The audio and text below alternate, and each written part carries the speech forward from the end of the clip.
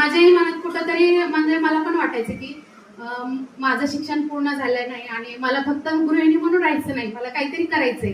म्हणून त्यानंतर त्यांचं म्हणजे नियुक्ती झाल्यानंतर, पोस्टिंग झाल्यानंतर, जरा स्थिर स्थावर झाल्यानंतर मग माझं पण त्यांनी ऍडमिशन केलं यशवंतराव मधून. तिथून मी ग्रॅज्युएशन झाले 2018ला. आणि मग त्यांची पण इच्छा होती की अशा काहीतरी परीक्षा देऊन पुढे काहीतरी पाहावं.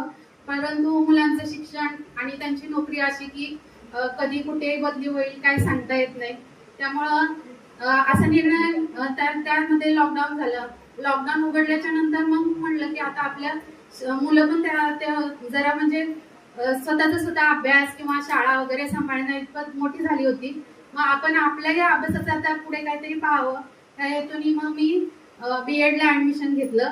जेव्हा बीएड ला ऍडमिशन घेतलं तेव्हा माझी मुलगी 10वीला होती आणि माझे मिस्टर LLBचं फर्स्ट इयरला त्यांचं ऍडमिशन झालं होतं आणि मी बीएडला होते. तर सर्वजण आम्हाला बोलायचे मुलगी 10वीला आणि तुम्ही दोघे शिकताय आणि तिच्याकडे कसं लक्ष देणार आणि तुझ्याने होईल की नाही, असे सर्वजण प्रश्न विचारायचे मला. परंतु आमच्या तिघांना पण एवढा विश्वास होता की आमचं कुटुंब एकत्र अभ्यासाला बसत होतं. आणि मला अभिमान वाटतो की माझी मुलगी सुद्धा ती 91% 10वीला तिला मार्क पडले. आणि माझ्या मिस्टरांचं आता LLBचं फायनल परीक्षा झाली आणि आता मी बीएडची फायनल परीक्षा देईल.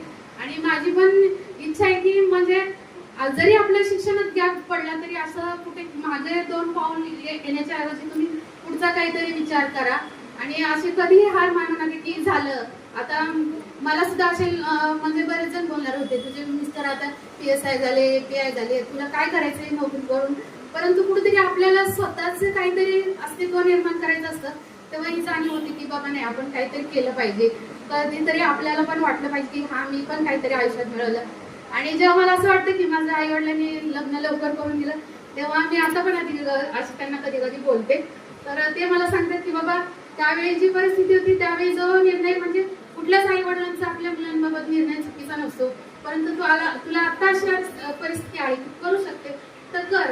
त्यामुळे त्यांचं म्हणजे आता जरी ते माझ्यासाठी प्रत्यक्षात काय करू शकत नसले तरी चांगलं शिक्षक म्हणून नियुक्त व्हावं असं म्हणून माझी इच्छा आहे. आणि म्हणजे असं वाटतं की सर्वांना काय आता तुमच्या आयुष्यात काहीच नाही झालं म्हणून तुम्ही बीएडला आला. परंतु मला वाटतं मला जरी निर्णय घ्यायला उशीर झाला असला तरी मी जे करते ते माझं 100% पूर्ण देऊन प्रयत्न करत असते.